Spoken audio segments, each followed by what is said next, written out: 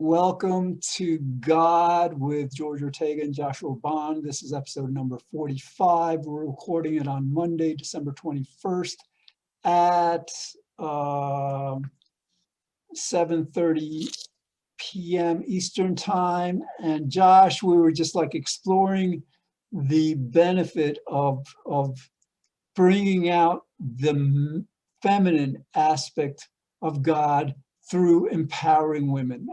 You were in a train of thought on that. Can lead us through that. Okay, let's do a disclaimer. This is going to be on cable TV, and this is recorded impromptu, so it's not for a younger audience, and we'll try to keep it as G-rated as possible, and we may just end up not being able to air it. But I mean, let's talk about that for a second. This is crazy, right? So, we could have a show where we talk about guns and war and murder and killing people, or play video games where you actually do kill people, right? And in this backwards Western censorship society, that's fine. But as soon as we, mention 7 words, then it's not a right to air. 7 just mouth noises. If those 7 mouth noises happen, right? So we could literally endorse killing people and murder on this show, not to mention cruelty to animals, right? But if we utter mouth noises, that's evil, we have to censor that, right? We're going to not do that on this show. We're going to address another issue. The same thing with sexuality. We're talking about love the last episodes, and we have the phrase make love, which we know what that refers to, right? But for some reason, it's just this gray area, right? So we're going to try to learn to be able to talk about this on the show and still stay in that safe area, right? Particularly in the context of carrying over from the last show, talking about the divine feminine aspects of God, right? And George brought up this point that we should probably refer to God as her, right? And be able to do that, at least be comfortable with it, because we've butchered the concept of God by not doing that and thinking of it in terms of a male, for so long. So we're juggling 2 aspects here. George opened the can of worms of different forms of sexuality, homosexuality in particular, and we're also trying to talk about this need for, pragmatically in this show, the balance of the feminine spirit to enlighten us, right? Because our world needs to go in that direction. I'll keep talking. I got a lot more ideas, but jump in whenever you want, George. I don't want to take a Well, pause. yeah, I mean that's a great point. In other words, like gay men, it's not completely mistaken or dysfunctional or cross-wired. It actually is serving a purpose in demonstrating to heterosexual men, to most men, that it is possible for men to express femininity, God's feminine nature, through our thoughts and feelings. And so, like, similarly, yeah, we have to acknowledge that it's equally possible for, this is interesting, for women to express masculinity. And I think that, that needs to be understood within the context of assertiveness rather than aggression, because like our problem as men is that we're too aggressive, so like women don't want to like mimic or emulate that aspect of us. But the idea is that, like,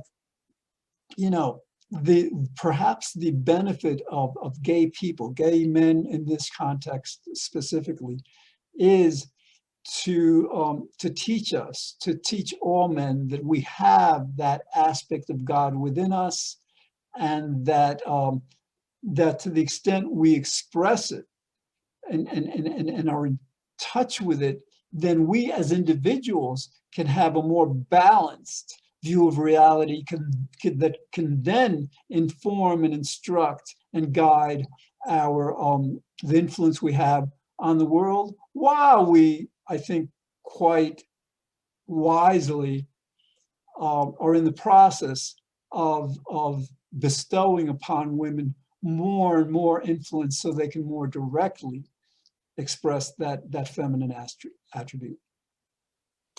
Yeah, George, something came to mind, and it just came to mind, so take it with a grain of salt. This, because you mentioned or alluded to homosexual men being more effeminate, which is how certainly media portrays them. And I think it probably is accurate if you track it back in time to the origins. I'm not certain now, but to look at it both for female homosexuality and male homosexuality. So the media or the stereotype or whatever would portray female homosexual females as more butch, more masculine, right? And that maybe may reign true into the origins of how they came out of the closet or earlier, right?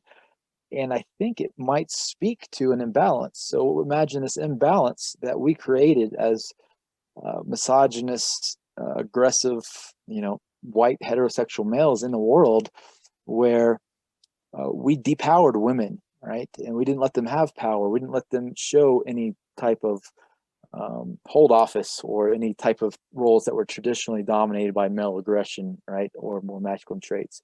And for men, all of us suffered from a lack of emotional connection, a lack of feminine appreciation. So I believe it. I don't say I believe. I am interested in this. If anybody's researched this, because this perspective that the species is trying to heal themselves by, humanity and God is trying to heal us by giving women this ability to enter into the divine masculine, balance of their being, right? And for men to, have these models, getting more in touch with it, right? So totally without any judgment or, condemnation. Another parallel we talk about is in the show a little bit is, this is how religion probably evolved, is because people were born with different types of consciousness, or they had, as very often in adolescence or, early in adulthood, they had some form of mental disturbance, right? They saw God, this is Joan of Arc, for example, or something that made them very different. Now we label them as schizophrenic, bipolar, whatever. But when you study this very scientifically, actually now, and through anthropology, it's very clear that these people were born or they had some response to flaws in society, whether that was oppression or government or bad religion, and their mind was trying to heal the culture, and they did. That is where they saw consciousness and reality differently. People came to them because of that. They could prophesy or speak to them in ways or work with consciousness and plants and different things in order to heal, right? So yeah, that just came to mind. All right, so yeah, let's segue from women to basically the foundation or the development of spirituality that I believe, as you're accurately expressing, came from people who were able to hear things that weren't there and see things that weren't there, that we in our basically greatly backward medical model view primarily or almost exclusively as dysfunction or illness rather than as a gift. So Josh, because I'm on, this can of beer and stuff, I need to go to the bathroom. So I want you to take this time to talk to the audience while, until I come back on this theme of we need to better, it's not just about better understanding our feminine self, it's better understanding our spiritual self, which may not be yet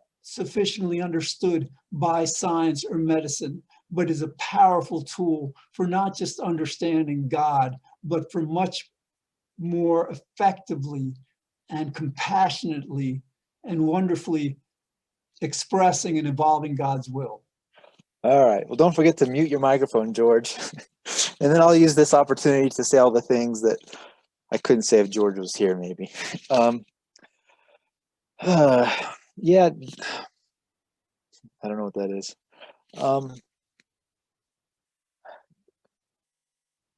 The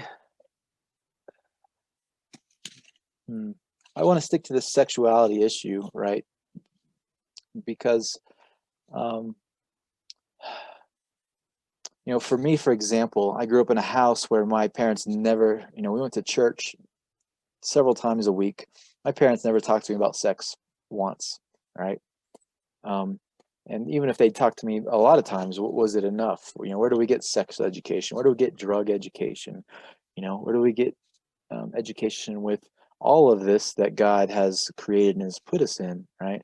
We really don't get enough. I mean, similarly, I chose a career or I chose a major in college in the most arbitrary, random way from as most people do. Like, it's just so sad, right? And I think this is,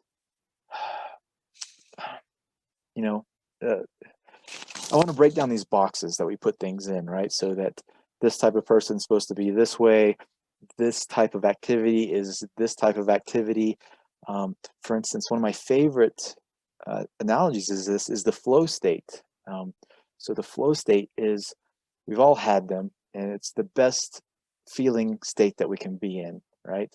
If you're in a movie or a concert, right, or a church service, this is that heightened peak state that you have. If you're doing something, you can have that same state and you perform at it better than you ever did. So it's studied through, it was first learned about through sports and action adventure sports, right? Where people were entering these states of consciousness, this flow state, and they were able to do superhuman things, right?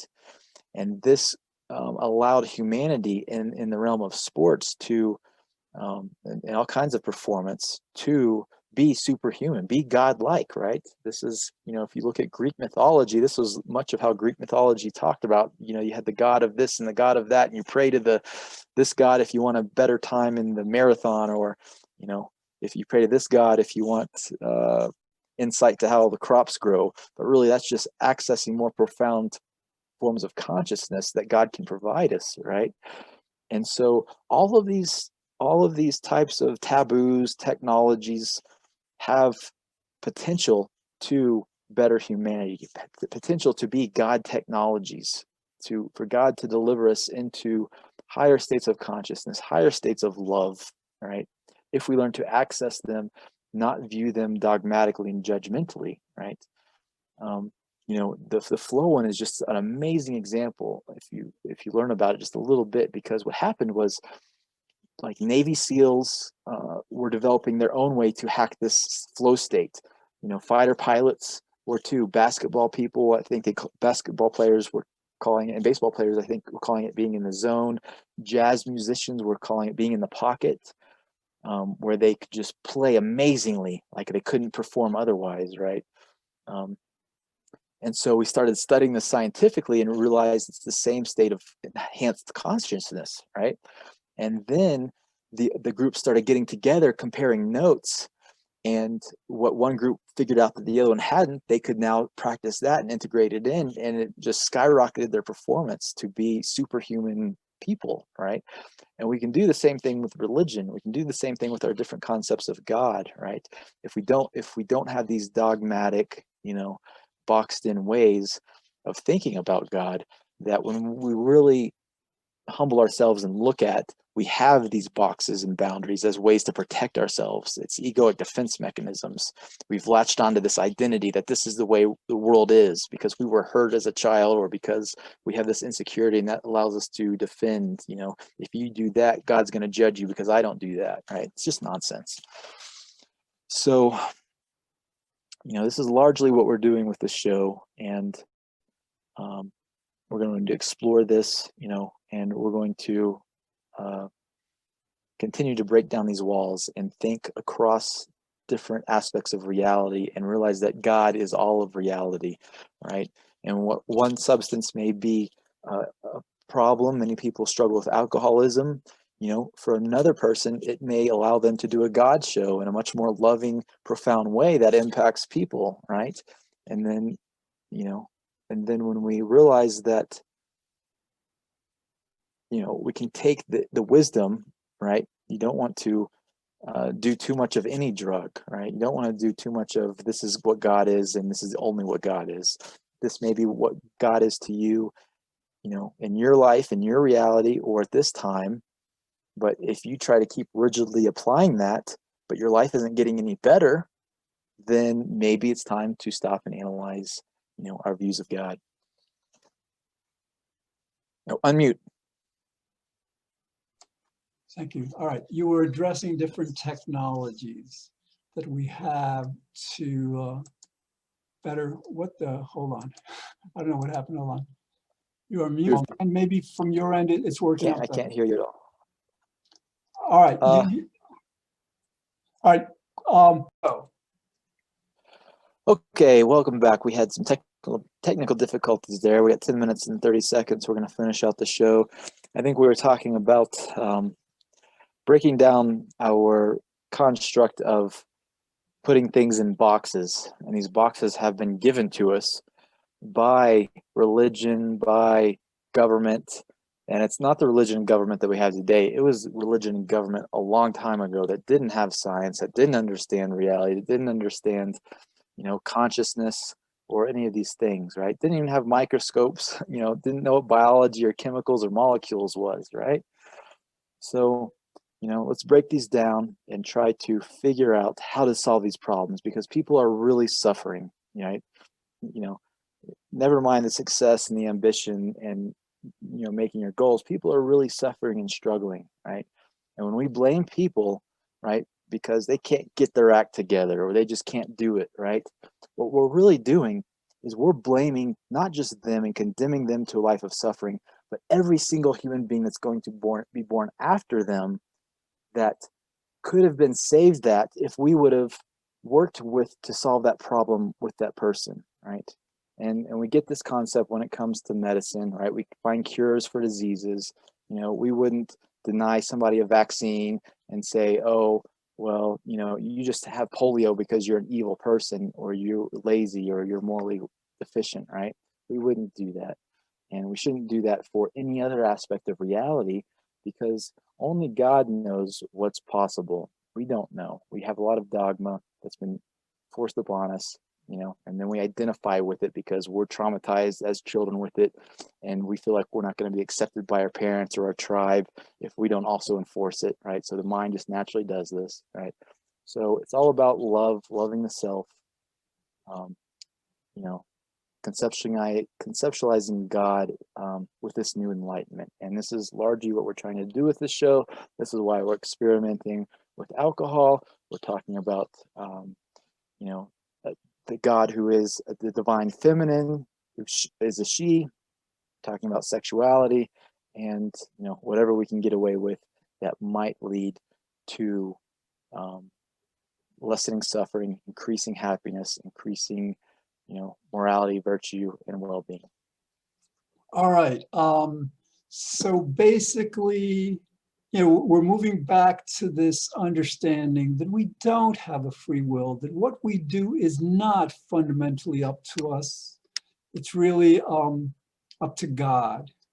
And to the extent that we can understand that, appreciate that, integrate that into our institutions, into our worldview, then many good things happen. One good thing is that we absolve ourselves of faults and sins and misgivings that we're not responsible for.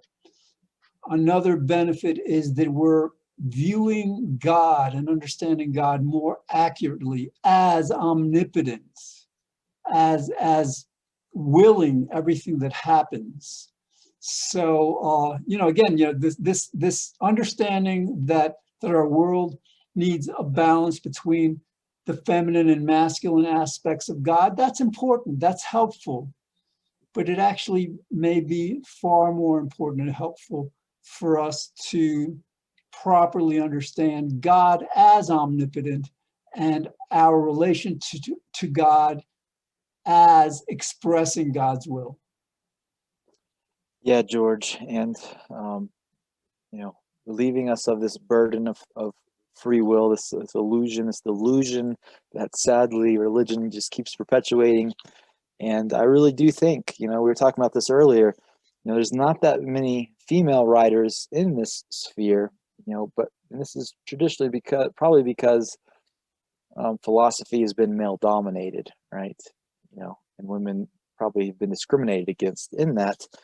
But I truly believe that, as this message gets out there and this new conception of God and spirituality gets out there, it's really going to resonate with the female audience because, they've been the victim of it at the hands of, males, touting this and justifying it for reason to discriminate, and depriving them of their sexuality, their right to vote, their this and that, right? So, I know we're at a deficit to do that as two white males. Hopefully we'll get some female guests or co-hosts on the show to enlighten us in that. And, I think we can also continue to do that by just being open, honest, vulnerable, sincere, and exploring consciousness, why we do that. So go into some form of consciousness, state of consciousness. And that can be, through alcohol, through an entheogen. It could be through an altered state by talking about one subject matter, because as we start talking about whatever it is, maybe homosexuality or, whatever it is, politics, we can, confront the ego and realize that the ego is making us identify with certain ways, essentially have one true God of reality. This is the way it should be. I'm a liberal who believes this because this is right, and I know it's right because I have these reasons and facts, right? But this is not how consciousness works. These are technologies. Rationale and logic is a technology we're developing, but it's very late in our developments. It's only been a few hundred years. Our consciousness evolved with love, with compassion, with much more of the divine feminine aspects of, creating successful families through childbearing, which men not just couldn't do physically, we couldn't do emotionally. Let's not kid ourselves. So that's just my thoughts on it.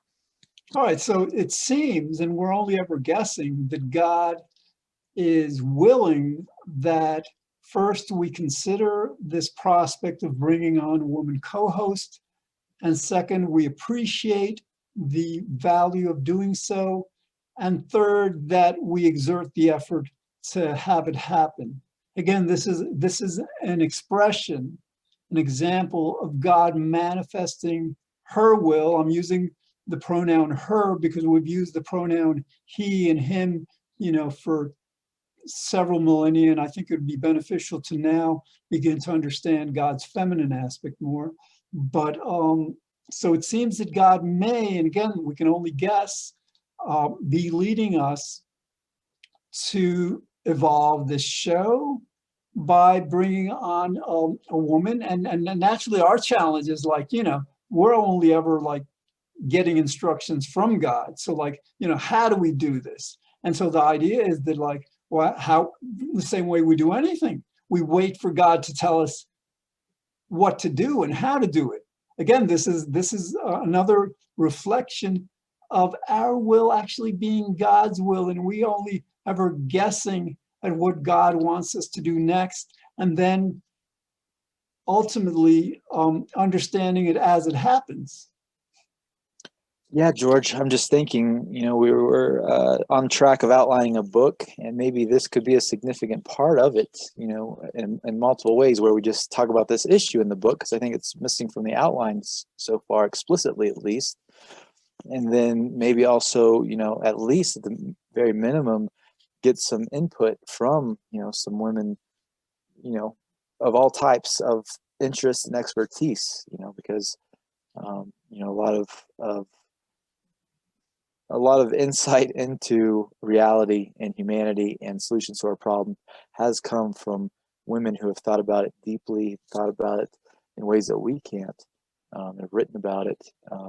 And I think we would reach out to them and say, help us see what we're missing in this outline, or come be a part of what we're doing. All right, I think our criteria for finding a woman is she has to understand that nobody has a free will. If she doesn't get that, then no, she's not on the level we need her to be on. So like, and that should, I think, be our sole criteria. If she gets that, I mean, ideally, because I have someone in mind, but she happens to be an atheist. So like, that might be an interesting kind of. That might be good.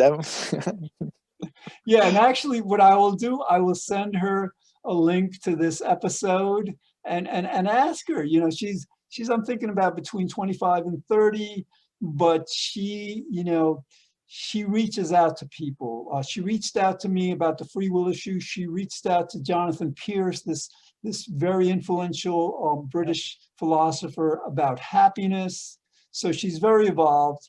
But all right, we've got less than a minute left. So yes, our task, it seems, as far as we can understand God, is to perhaps, make some effort to bring a woman to co-host the show so that you get a more balanced understanding of our mission, our goals, not just as individuals, but as a global society, to advance our world, to bring our world closer to God and to happiness and goodness and prosperity and well-being and compassion and kindness for all. Okay, so that's all we have time for today. Thanks for watching, and we will see you on the next episode.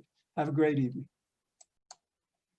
All right, so welcome to episode 46. I've got to talk for about a minute and a half because Josh and I did an experiment with this episode and the previous one where we essentially spoke for 56 minutes rather than the 28 minutes that we usually allot to each episode. And then we converted the file so it's running twice as fast as ordinarily. I think we'll try the next one at 1.5 speed, twice as fast, maybe too fast for the audience to fully appreciate.